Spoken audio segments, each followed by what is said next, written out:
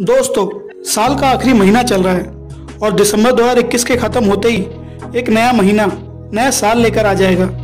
केवल किसी एक देश में नहीं बल्कि दुनिया के तमाम देशों में जनवरी की पहली तारीख से नए साल की शुरुआत होती है। लेकिन क्या कभी आपने ये सोचा है कि ये नया साल 1 जनवरी को ही क्यों आता है और ये नया साल मनाने की परंपरा कब से शुरू हुई? तो चलिए जानते हैं आज के इस वीडियो में।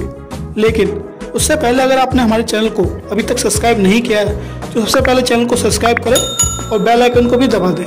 तो चलिए सबसे पहले जानते हैं कि नए साल की शुरुआत जनवरी से ही क्यों होती है। गाइज, आपको बता दूं, पहले जनवरी से नहीं मार्च से होती थी साल की शुरुआत और फिर 1715 ईसा पूर्व से लेकर 673 ईसा पूर्व तक नुमा पोम्पलस रोम का राजा रहा और उसने अपने शासनकाल में रोमन कैलेंडर में काफ़ी बदलाव किए। कैलेंडर में मार्च की जगह जनवरी को पहला महीना उसने बनाया। दरअसल उस समय जनवरी का नाम जूनस पर पड़ा था, जिसे रोम में किसी भी चीज़ की शुरुआत करने का देवता माना जाता है, और वहीं मार्च नाम मार्च से लिया गया है, जिसे उस समय युद्ध का देवता माना जाता था। इसलिए नुमा ने जनवरी को पहला महीना बनाया क्योंकि इसका अर्थ ही शुरुआत है। वैसे उस कैलेंडर में 10 महीने होते थे और एक साल में 310 दिन।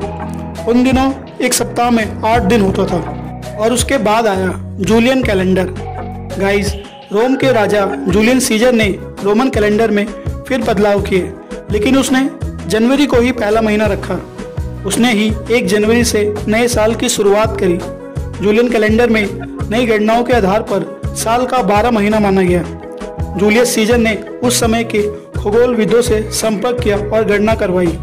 उसमें यह सामने आया कि पृथ्वी 365 दिन और 6 घंटे में सूर्य का चक्कर लगाती है। इसलिए जूलियन कैलेंडर में साल में 310 दिन की जगह 365 दिन जगह माना गया और 6 घंटे जो अतिरिक्त बचते थे उसको लीप ईयर के कॉन्सेप्ट में लाए और हर 4 साल में 6 घंटा मिलाकर 24 घंटा यानी 1 दिन हो जाता है। तो हर चौथे साल को 29 फरवरी मनाया गया।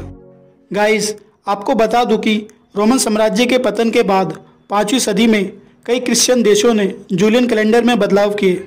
वह इसको अपने धर्म के अनुरूप बनाने की कोशिश में लगे।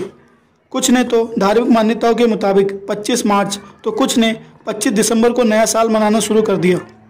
ईसाई मान्यता के मुताबिक 25 मार्च को ही ईश्वर के विशेष दूत गैब्रियल ने आकर मैरी को संदेश दिया कि वह ईश्वर के अवतार ईसा मसीह को जन्म देगी, और वहीं 25 दिसंबर को ईसा मसीह का जन्म हुआ।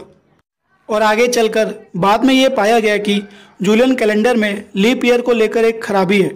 सेंट बीड नाम के एक धर्मगुरु ने यह बताया कि एक साल में 365 दिन और 6 घंटे ना होकर एक साल में 365 दिन 5 घंटे और 46 सेकंड होते हैं। तब इसमें संशोधन करके पोप ग्रेगरी ने 1582 में एक नया कैलेंडर पेश किया और तब से ही 1 जनवरी को नए साल की शुरुआत माना गया। तो गाइस, ये थी स्टोरी न्यू ईयर मनाने की। उम्मीद करता हूँ आपको ये वीडियो पसंद आई होगी। वीडियो पसंद आई है तो सब्सक्राइब करना ना भूलें। And finally, thanks for watching.